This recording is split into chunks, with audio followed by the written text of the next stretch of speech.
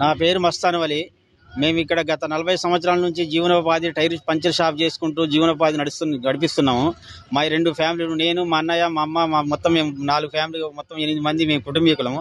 మేమంతా ఇదే ఇంట్లో ఉంటున్నాము. ఇక్కడ బీటీపీఎస్ బ్రిడ్జి కట్టడం వల్ల మాకు అనేక నష్టం జరుగుతుంది.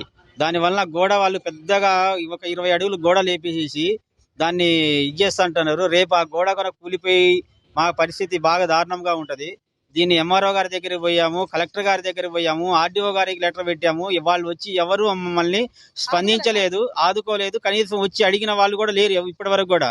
దయచేసి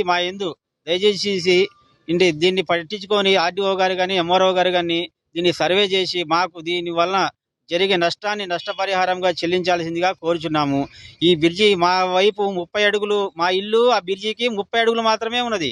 అవతల పక్కన 60 అడుగులు తీశారు, ఇక్కడ 30 అడుగులే ఉంది. ఈ 30 అడుగులు తీయడం వల్ల రేపు గోడ కడతారు, 20 అడుగులు 15 అడుగులు గోడ కడతానని చెప్తా అంటే వాళ్ళు మీకు ఇబ్బంది లేకుండా అంటారు. మొన్న వాటర్ వస్తే ఇంట్లోకి మొత్తం నీళ్ళే వచ్చేసినాయి. ఇప్పటికి 10 సార్లు ఇంట్లో నీళ్ళు వచ్చినాయి. ఆ వాటర్ నీళ్ళు వచ్చిన ఫోటోలు కూడా తీసి ఆర్డీఓ గారికి, ఎంఆర్ఓ గారికి, మున్సిపల్ కమిషనర్ గారికి అందరికీ పెట్టడం జరిగింది. దయచేసి మాకు ఏదో విధంగా మా జీవనోపాధి కోల్పోకుండా ఉండడానికి మాకు కూడా దానికి ఎగ్రేషియా చెల్లించేసేసి మేము ఇస్తామంటున్నా కూడా వాళ్ళు ముందుకు రావట్లేదు. గవర్నమెంట్ ముందుకు రావట్లేదు.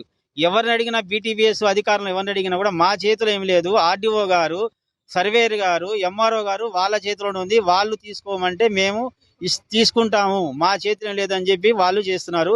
ఆల్రెడీ వాళ్ళు ఏం చేశారంటే జేసీబీ పట్టుకు వచ్చేసేసి మొత్తం ఇదంతా తవ్వుతాము, మా పనులు మేము చేసుకోనండి దయచేసి అని చెప్పి వాళ్ళు కూడా మమ్మల్ని అడుగుతున్నారు.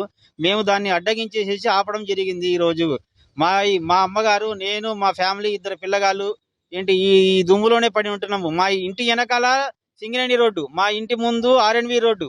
దీనివల్ల మాకు డస్ట్ వస్తుంది, ఎలర్జీ వస్తున్నాయి, ఆరోగ్యం ఖరాబ్ అయిపోయింది. ఆల్రెడీ మా అన్నయ్య గారి ఆరోగ్యం ఖరాబ్ అయ్యి ఊపిరితిత్తులు దెబ్బతిన్నది. మా అమ్మగారు కూడా పరిస్థితి, ఆమె కూడా ఆరోగ్యం పరిస్థితి బాగా దారుణంగా ఉంది.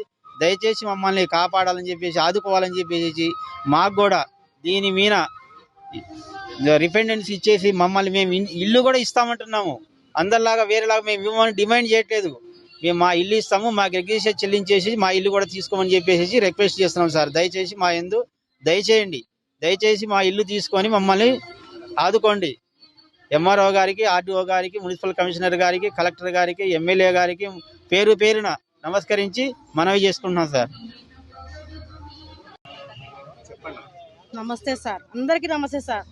నా ఇల్లు బాగా ఇబ్బంది ఉంది సార్. నాకైతే ఏమైనా చేయమంటే ముందు ఎంఆర్ఓ దగ్గరికి పోండి, అక్కడికి పొమ్మని చెప్తున్నారు. మాకే పోతే ఏం చేయట్లేదు సార్, వాళ్ళు న్యాయం చేయట్లేదు.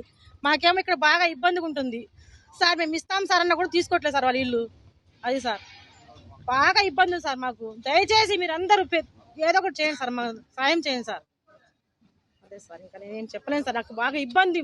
మీరు దయచేసి మమ్మల్ని గుర్తు పెట్టుకోండి సార్.